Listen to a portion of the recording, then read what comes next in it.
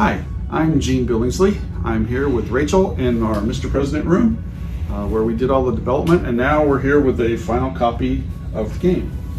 Today what I'd like to do is show you what the game state looks like after a scenario setup and take you into a little bit of the strategy, the developing initial strategy for the game as you look at the game state that you're given. Let's start with a look at the game on the table space. There's been a lot of conversation about that, and I would remind you that we will have Tabletop Simulator and Vassal modules of this for those of you with limited space. But for us today, this is a 6-foot table, and here's how I lay the game out. The main board, the domestic board, the two 8.5 by 11 sheets that track things for you, and then I have my turn sequence flip book, which you use all the time right at the start, and then 4 master actions on top here. And then over here to the right are where I keep my counter trays. The dice are there, and these books are the ones that you'll refer to in the game a lot. So we'll start out with either Russia or China at the start of the turn, so I've got those on top. Then you have allies and rogue states, world charts, and domestic charts, and you'll use those for lookups quite a bit. Let's start with what the game state looks like after scenario setup. Now we're playing the medium version of the game today, so it's a little more difficult than the game that most of you will start with out of the box, but it's still the sandbox scenario. Let's just talk about what it means to be playing the medium version for a second, and we'll go look around the map. There are several things that make it harder. The first thing is one of your two opponents, Russia, your main opponents, starts at posture 2. Now you can be at one of two postures. Posture 1 is as non-aggressive as Russia or China get. Posture 2 means they're very aggressive on the world stage. The other thing it means, if you look over here near the turn sequence, there are these extra action chits. And so because they're at level 2, we're going to take the Russia action chit and put it into the activation cup. And that means that during the turn, when you draw that, the Russians at some point that you don't know are going to get some extra actions that will undoubtedly surprise you. So that's one thing that's kind of bad from going to the normal version of the game. The second thing is, in the easy version, there are no wars at the start of the game, and that makes life infinitely easier. In the moderate version, there is one war, and in the hard version, there are 2. So today we have one war. It's in Central South Asia with the Taliban, and it's a war at start. Rachel, let's just talk about wars for a second while we're doing this. Here's War 1 set up over here. It is a combined air-ground war. It is currently at the status of stalemate. If you get here or here, 1 or 5, then one side or the other wins. Right now, the strength that's involved, there are 4 strength points of regional troops or UN troops, representing mostly a lot of the European and Australian troops that are there to help. And then the enemy has a strength of 4. And the way this works, though, there's additional strength brought by the US troops that are actually on the game map. So let's look at Central South Asia. And you see that in Central South Asia, we have an Army Light unit, which is worth 2, so we're up to 6 now. US Air Force, we're at 3, we're up to 9. Spec Ops up to 10. And there's a carrier connected to this area in the Indian Ocean, which is 2 more, so we actually have 12 strength. If we're resolving this war during the turn, we would have a strength of 12, and the Taliban would have a strength of 4 to do resolution. And you do that a couple times during each turn. So wars make life harder for the president because you have to use more of your precious actions to support the war, and the war needs resources. So you take losses, you have to reinforce, you have to move troops around. All of that takes actions or action points that are precious. There are a few other, maybe lesser important things that the normal game brings to you over the easy game. The first of those is you only get 2 presidential attributes. These are positive attributes that you have. You get 2 instead of 3. In this case, we are respected by Congress, and of course, we are likable. So that's going to help with our public approval, and believe me, we're probably going to need that at some point in the game. So Not as much as you get in the easy game. You guys hopefully will have fun with those attributes. They're like things for free that help you in the game. The second thing is your cabinet effectiveness is lower. In the easy game, it's a 5. In the moderate game, it's a 4. And in the hard game, it's a 3. And these directly impact how effective you and your cabinet are in dealing with domestic crises. So this basically means a 10% degradation, all things being equal, in your ability to deal with domestic crisis. And as we strategize, we have to think about that. The last thing is you start the game with, the game is really replayable. I mean, there's 180 cards and you only use 100 of them or so in any given game. There's a lot of different scenarios, but the sandbox scenario kind of sets up the same. And then you seed in the basic and the easy game 2 cards. In this game, in the hard game, 3 cards that are from your cascading events, which means they happen and then they can happen again and again throughout the game. And these represent things that your predecessor left you with, like problems that your predecessor left you with when he left office. So you come in, and let's just look at the 3 that we got. The first one we drew was a Chinese cyber attack. It disrupts the US allies. So we rolled for the ally, and it was the ROK. And so what happened, let's go over here and look at the Republic of Korea. They got 2 extra tensions. They're up to 3 now. And the deal with tensions is on both your allies and your opponents, more tensions tend to make them more aggressive. So you really have to use diplomacy and try things to keep those tensions down, or when they act, they're going to tend to act very aggressively, and that tends to be bad for you in terms of managing the stability of the world. So the Chinese have attacked the South Koreans with cyber. It adds 2 tensions to South Korea. It adds 1 tension to China, potentially making them a bit more aggressive. And then a big impact is it takes away one of the actions. You have a certain number of joint actions that you can do with each ally. If your relationship is great, you get 2 actions. If it's less than great, you get 1. Well, this takes away 1 from the number that they'll get. So when they activate, you'll get at the most 1 joint activation with Republic of Korea. So that's the first card, and it's going to go in the 2 pile, or in the 2 deck. And these cascading event cards stay face up. And the idea is, if they come up again, you go over and read what it says under the 2. And if they come up in the 3 deck, you read what happens under the 3. And so they can recur at random times through the game. And they tend to be worse. The initial draw tends to be bad, but then over time they get worse if you don't deal with them. You leave them face up so you know they're out there and you can try to deal with the problem. The second one we drew is another cyber attack. This rarely happens, that you would get 2 of them to seed the game. And we didn't know what the target was, so they rolled for the target, and the target was the EU.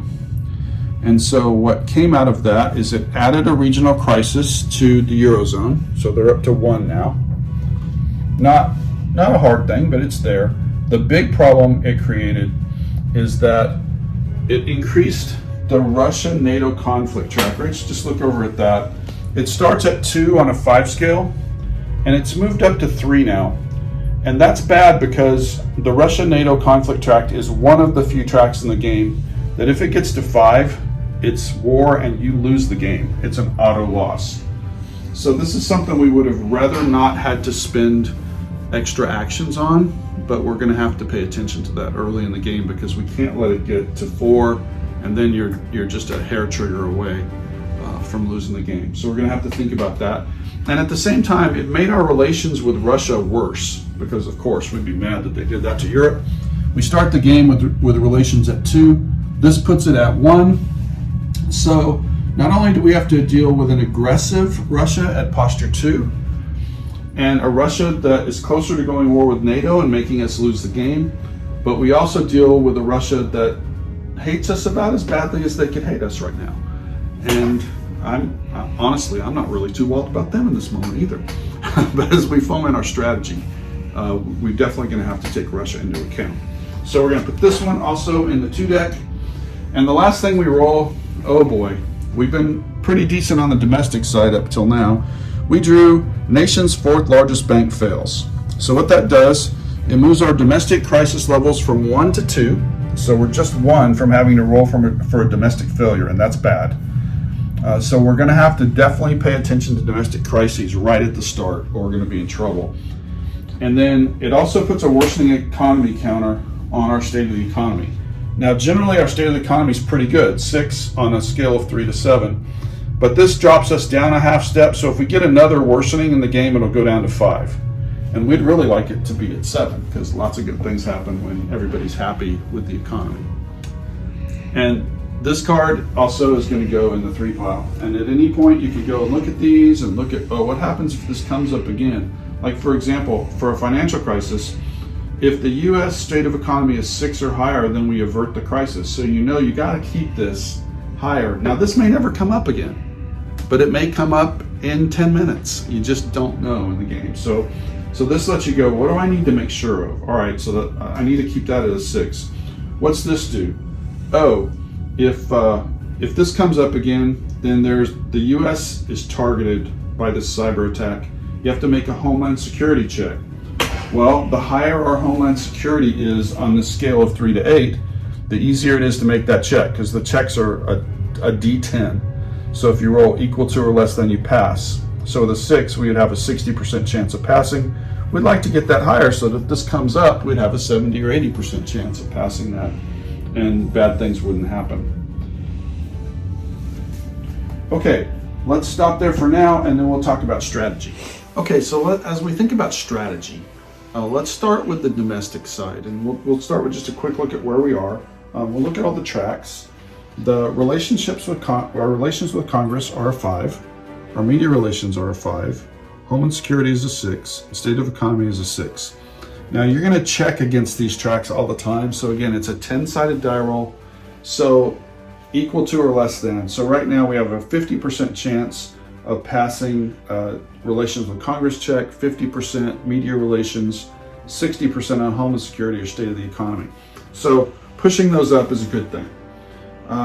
As we think about, I'm just kind of looking at game state for a second here. We made probably the worst draw I've ever seen for congressional friends and opponents. You only get 2 friends and 2 opponents in this one. The easy version, you get 3 friends and 2 opponents. So if you look at their numbers at the top right, that's their legislative number. So our guys have 4 and theirs have 5. So we're down a little bit on that. They also have media capability. They're good. Charles Gates is good at spinning and we're not good at spinning. But the worst thing there is that every single one of those 4 key friends and opponents is a radical. Which means, we start at bipartisan cooperation is, take a look at that real quick, Rach. It's nearly as bad as it can get. And these numbers at the bottom, by the way, are how many bills you can introduce or try to pass every time you get a legislative agenda. So the idea here is the more cooperative the people in Congress are and the leaders are, the more you pass. If you're completely contentious, and we've learned that in our country, I think, then not much gets done. So we start at a 1. And what's going to happen because of all these radicals, if that stays the same and your friends and opponents can change, because these are like your key supporters or key enemies in Congress, every time there's a legislative phase, at the end of it, this cooperation, bipartisan cooperation, is going to move 1 to the left. So we're going to be in a fight to get anything passed through Congress with all of these radicals on both sides. So it may be a time to try to spin some actions, both to improve bipartisan cooperation, so that we move that to the right on the track and then they automatically move it left, or potentially even to try to influence our opponents and even our friends to be less radical or pick different and better friends and opponents. So that's going to be an ongoing issue. As we look at what we have to fight with, the game's going to give us actions at various points, and we have presidential action points, but we also have some kind of special things. And we're going to start with, we have a superstar. We have an amazing Secretary of Treasury. And what's going to happen is at the start of each turn, he's going to give us an improving economy marker. So 4 times in the game, you're going to get to improve your economy by basically half a step. And that's going to help us a lot. He also happens to make the whole cabinet better. So he gives each cabinet, or our cabinet effectiveness, a half a step each turn. So he is a superstar. He will also let us, at any one point in the game that we decide, we can discard a horrible event card that is a domestic financial crisis.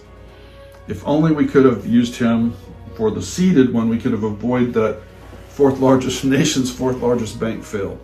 But the cows are out of the barn there. But he will help us through the turn.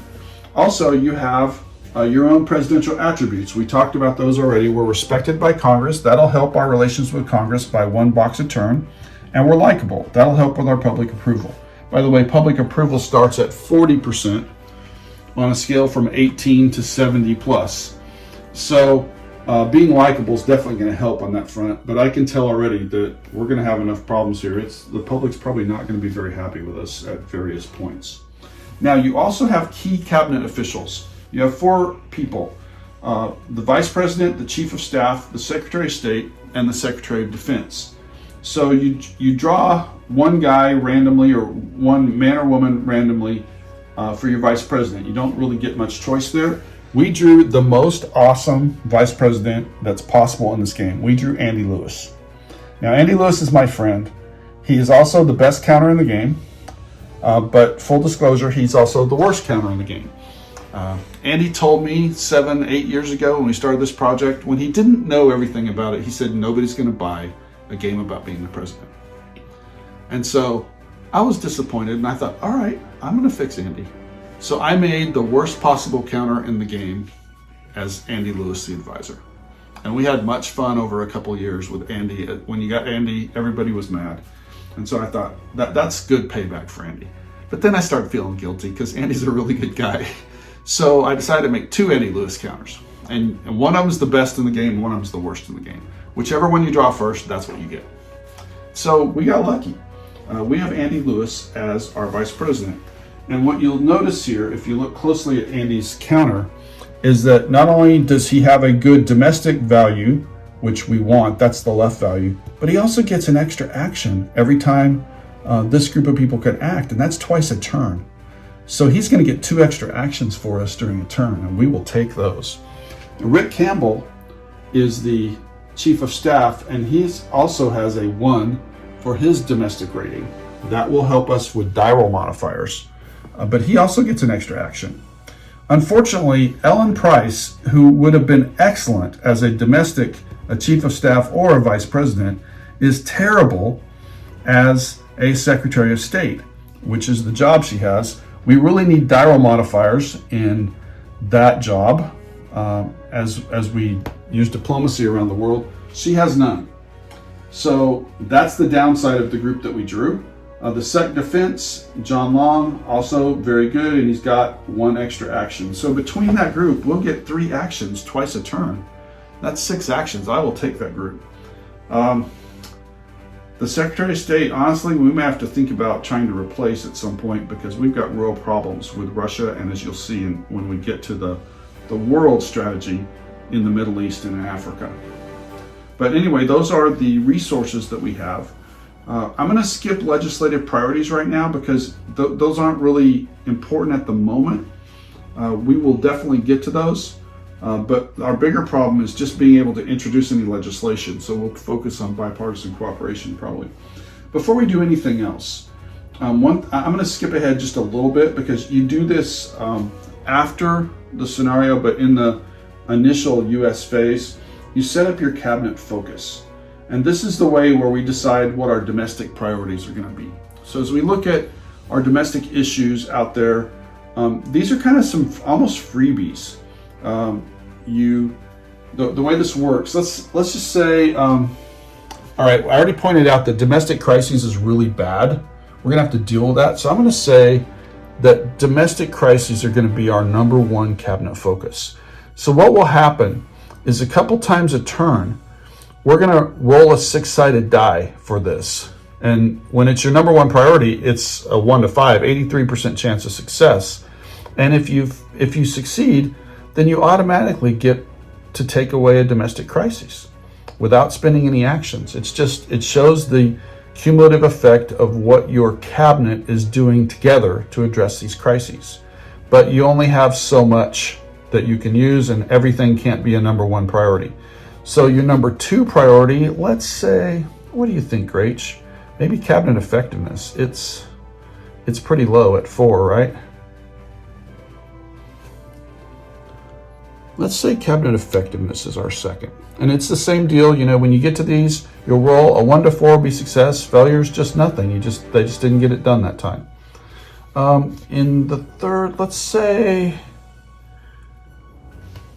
maybe the economy. It's the economy, stupid, right? People are happy when the economy is better. We have a worsening economy marker over here. So if we could get some free help with improving the economy, I think we'd take it at this point. Number 4, maybe let's go with Homeland Security. We've got one of those cascading events out there that makes us want to keep Homeland Security high. So let's try to get that. And that'll be a 1 to 3, so a 50% chance of success. The 5th one, let's say improve relations with Congress, because we know we could use that. They're only a 5 right now. And then the 6th for now is going to have the press. Very, very low chance that the press is going to be impressed with our cabinet at this point. We may be able to make a small impact, but there's other ways we can deal with the press. So you set that up at the start of a turn, and then you'll get to a point where you resolve that a couple times during the turn, and it gives you benefits in the game based on this. So we'll get more into the details of all this as we begin to go through our turn in future videos. But for now, let's just summarize by saying our highest priority domestically right now, and the one we put here, these I'm talking like overarching priority, is going to be dealing with these domestic crises. We can't afford a domestic failure. Those cause lingering domestic issues to go up, and it just cascades. It's a big problem. So we've got to spend resources during the turn to get those domestic crisis levels down. And to do that, we're probably going to have to work on cabinet effectiveness too, because right now, every time we rolled for that, we'd have a 40% chance to get those crisis levels down. The second highest priority on the domestic side that I'm thinking about right now is to deal with this bipartisan cooperation. Because if we can't get that higher, or worse yet, if we let it go to 0, then we're not getting anything done in Congress. And as David says in the rule book, the way you can lose this game is in the world side, but the way you can really win is on the domestic side, especially with your legislative agenda. So it's really important that we work on bipartisan cooperation to try to get the ability to get more things through Congress. And the last thing I would say is to actually pass our legislative agenda. Right now, if you look at our agenda, it matches what the public wants. These are drawn randomly at the start of the game, by the way, the public priorities. So it's cybersecurity, gun legislation, Social Security. Those line up with ours. And we made a campaign promise that we would pass Homeland Security legislation. So one thing I want to point out at this point is that you'll notice in looking at those that they don't take a position. Our legislative priority doesn't take a position, just like this game doesn't try to take a political position. We leave that for the players of any persuasion, political persuasion, to fill in with their minds. So cybersecurity, gun legislation, Social Security, privacy legislation, healthcare reform, we don't tell you what those look like. We let you fill that in, and which side you might want to take on that, or different view of how to do that. But it's just getting the legislation passed. In the game, you always know that you have an opposing party and that they're going to try to pass their own legislation and to defeat yours. So that's kind of our third priority, is to get our agenda passed. And because as we do that, public approval is going to go up, our legacy points are going to go up, our relationship with Congress is going to go up, and that will all, they'll all help each other. But if we're not able to do that, we're going to end up in a quagmire where people are going to get less and less happy with us because none of our agenda is getting through Congress. Domestic crises are getting worse, and you can kind of see how that ends. We don't want to go down. We don't want to be last on that list of great presidents that historians bring out after watching us play this game. All right, time's getting a little short for this video, so I'm going to really quickly deal with what our world priorities look like. You've already seen that Russia is posture 2 in this game, and also that the NATO-Russia conflict track is at conflict status 3. And so both of those things are bad, and combined together, I think that makes dealing with Russia our number 1 priority. We're going to want to spend actions to try to de-escalate the problems between NATO and Russia, and also take tensions off of Russia, because there's probably not much we can do about posture 2 for this year, this turn of the game. But at the start of each turn, one of the things that you evaluate whether they stay at posture 2 or not, and if there aren't any tensions on there, or very few tensions, then they're going to drop right back to posture 1. They're going to be a little more manageable in the next year. So I'd say Russia is priority 1 at this point. The second thing is, in looking at the map, if you look at the Middle East and Africa, they are both dumpster fires. If you look at regional crisis levels, they're 3, 1 away from a major crisis in both the Middle East and Africa. So major crises cause all kinds of problems. They add terror groups, they decrease stability, sometimes they make the people in the region mad at the US, they create civil wars and unstable states.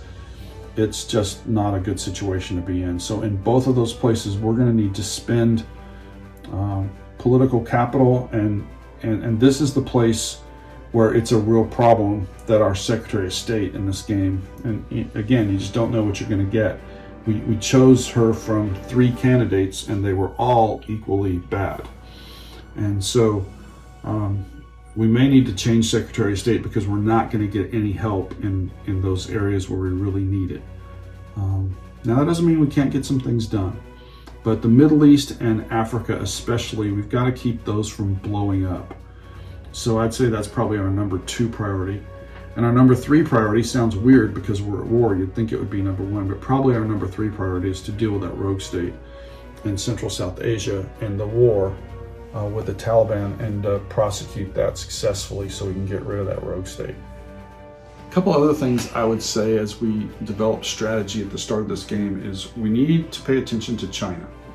Even though game state right now doesn't look like China is particularly dangerous, right? Just take a look at China right now. Our relationship with them is pretty good.